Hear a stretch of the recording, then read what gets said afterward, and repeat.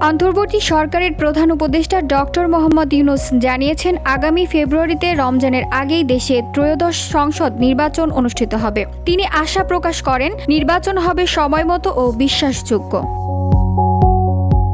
মঙ্গলবার সন্ধ্যায় Washington DC থেকে ভিডিও কলে অধ্যাপক ইউনূসের সঙ্গে কথা বলেন আন্তর্জাতিক মুদ্রা তহবিলের ব্যবস্থাপনা পরিচালক ক্রিস্টালিনা জর্জিয়েভা। এ সময় ডক্টর ইউনূস এসব কথা বলেন। বাসোসের এক প্রতিবেদনে এই তথ্য জানানো হয়েছে।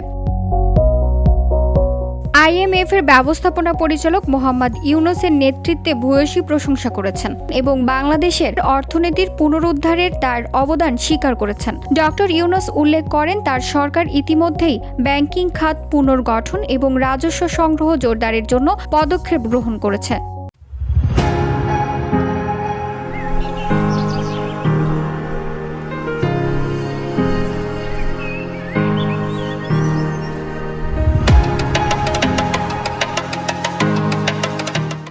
আলোচনাকালে অর্থ উপদেষ্টা ডক্টর সালেউদ্দিন আহমেদ এবং অর্থ সচিব খায়রুজ্জামান মজুমদার উপস্থিত ছিলেন।